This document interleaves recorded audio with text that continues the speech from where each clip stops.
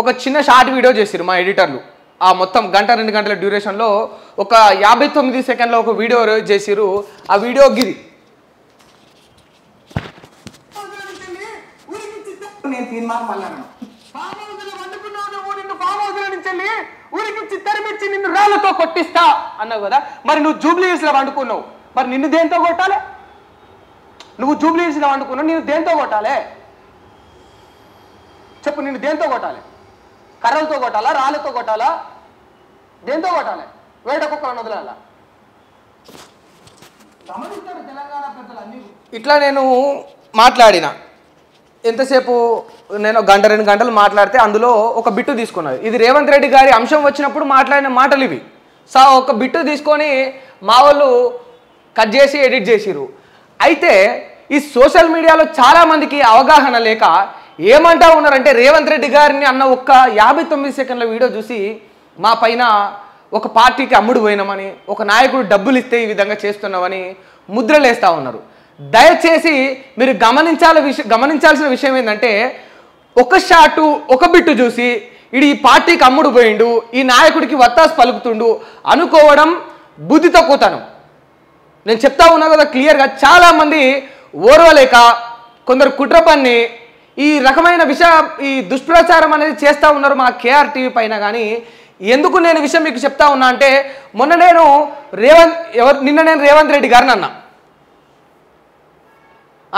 25 వయసు వచ్చిన ఒక యువకుడు ఇంకా కూడా రేషన్ బియ్యం కోసం క్యూలో నిలబడుతున్నాడని చెప్పేసి నరేంద్ర మోడీ గారి పైన కూడా నేను అన్నా. రేషన్ బియ్యం కోసం క్యూలో నిలబడి బియ్యం సంచి పట్టుకొని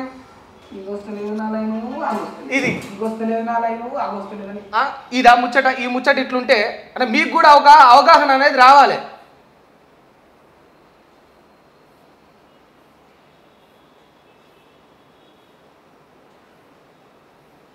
మొన్న ఈ ముగ్గురు ఎవరు, ఈడ ఉన్న ఈ రేవంత్ రెడ్డి గారు, ఈ కేసీఆర్ గారు, ఈ బండి సంజయ్ గారు ఒక పార్టీల మీద ఒక పార్టీలు దుమ్మెత్తి పోస్తూ ఆ 2 పార్టీలు ఒకటి, ఈ 2 పార్టీలు ఒకటి, మా పార్టీ శుద్ధపూసలు అంటే అని చెప్పేసి ఈ ముగ్గురు జనాలను పిచ్చోళ్ళు చేస్తున్నారని చెప్పేసి క్లుప్తంగా చెప్పిన నేను.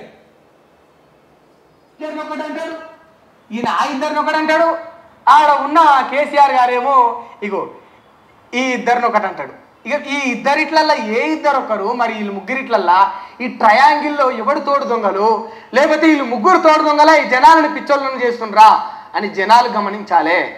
నేను ప్రతిరోజు కూడా న్యూట్రల్గా, ఎవరికి లొంగకుండా, ఎవరికి వత్తాసు పలకుండా, ఎవరికి జే కొట్టకుండా, ప్రజల కోసం, ప్రజల కొరకు, ప్రజల భవిష్యత్తు కోసం మేము కేఆర్ టీవీ అనే ఒక ఆలోచనను ముందుకు తీసుకొచ్చి మేము ఇక్కడ నిలబడి మీకు నిష్పాక్షికంగా, పారదర్శకంగా ప్రతిరోజు వార్తలు చదివే ప్రయత్నం చేస్తూ ఉన్నాం. మీరు గమనించాలా, ఈ ముగ్గురిట్లలో ఎవడు తోడు దొంగలు, ఎవడు మంచోడని మీరు గమనించి దయచేసి సరైన నాయకుడిని ఎన్నుకోవాలా.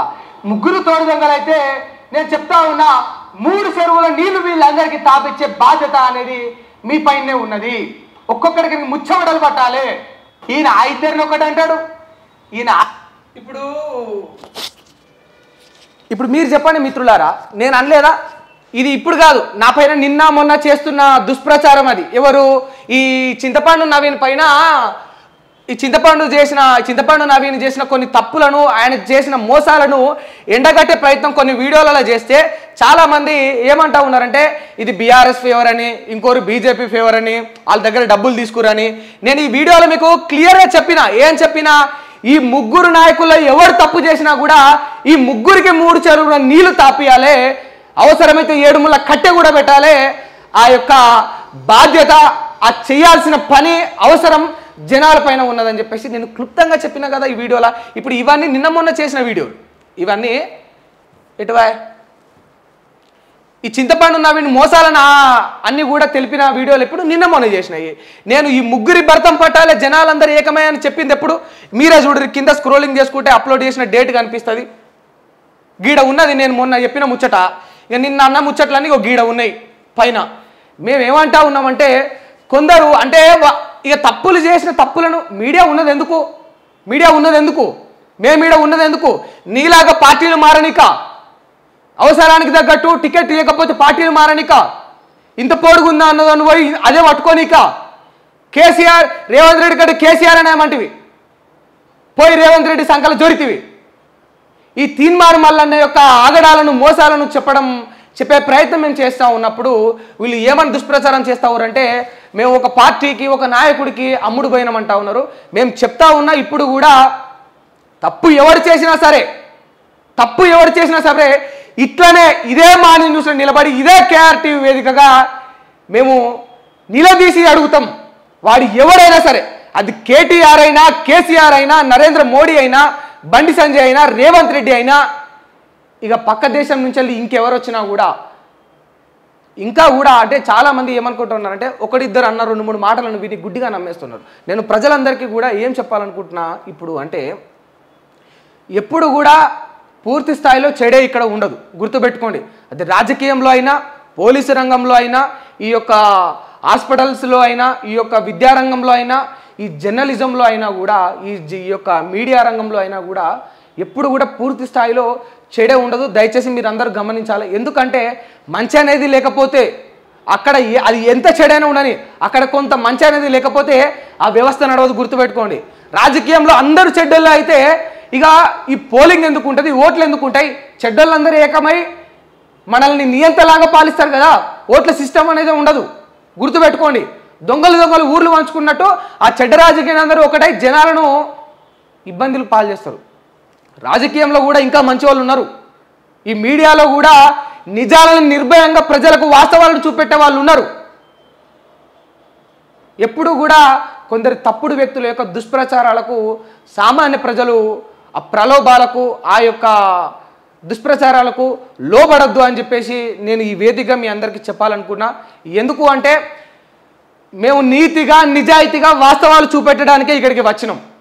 కొందరు దొంగల్లాగా, కొందరు లంగల్లాగా పార్టీలు మారి రాజకీయంలో ఉంటూ జర్నలిజం చేస్తూ జనాలను మోసం చేసే ఉద్దేశం మాకు లేదు మిత్రులారా. మేమందరం కూడా సామాన్యులమే. మీలాగా ప్రతిరోజు ఒక మధ్యతరగతి జీవితాన్ని అనుభవిస్తూ రోజువారు ఎదుర్కొనే మధ్యతరగతి వాళ్ళు రోజువారీ జీవితంలో ఎదుర్కొనే ప్రతి ఇబ్బందులను మేము కూడా ఎదుర్కొంటా ఉన్నాం.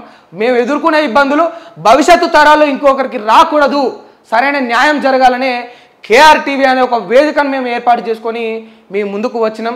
దయచేసి గమనించాలా, ప్రజలందరినీ మమ్మల్ని ముందు ఇంకా ఆదరించాలా. ఇప్పటికీ చాలా ఆదరణ ఉన్నది, చాలామంది సపోర్ట్గా నిలుస్తూ ఉన్నారు. ఆ సపోర్ట్ ఇంకా ఉండాలి ఎల్లప్పుడూ అని నేను మీ అందరినీ కూడా నా చేతులు జోడించి వేడుకుంటా ఉన్నా.